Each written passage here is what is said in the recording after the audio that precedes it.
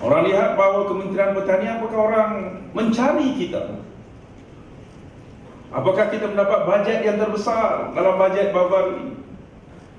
Tetapi sekiranya tidak mendapat bajet yang terbesar, bagaimana kita dapat menggunakan bajet yang ada secara kreatif supaya nama kita, supaya pandangan orang pada kita, orang mempunyai penghargaan, hormat dan respek yang tinggi pada kita.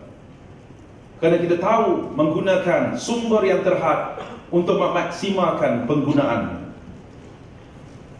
Saya juga mengingatkan, setiap dasar kita, isu kita, kalau ada krisis kita, ada produk kita dan majlis kita, perlu ditangani daripada perspektif komunikasi.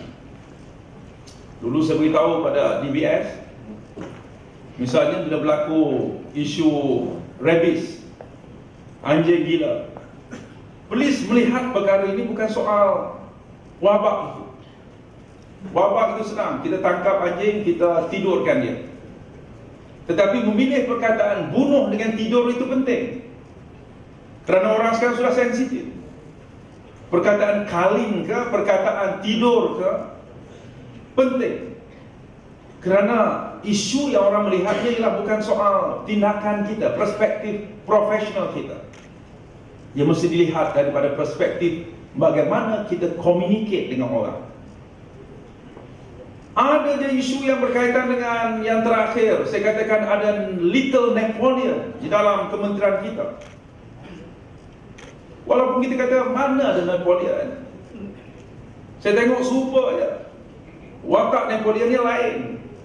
Emperor, perang, bertindak, tunjukkan kuasa, saya nampak sama je. Tetapi bila orang kata bahawa berlakunya little Napoleon dalam kementerian kita, kita kena jawab.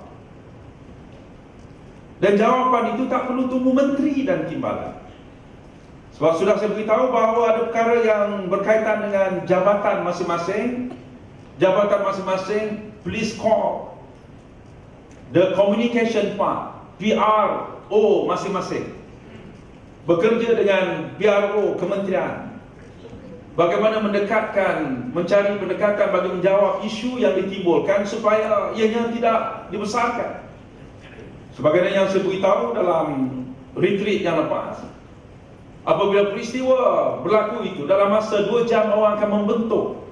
Ia akan tersebar dengan luas dalam masa 2 jam, 3 jam, 4 jam. Orang sudah, blog sudah mula menulis. Bila blog sudah mula menulis, ia akan membentuk opinion, membentuk pendapat. Dan kita nak mengubahnya, mengambil masa yang lebih sukar, mengambil masa yang lebih panjang dan jalan yang lebih sukar. Mau tak mau, kita kena sensitif apa orang kata pada kita.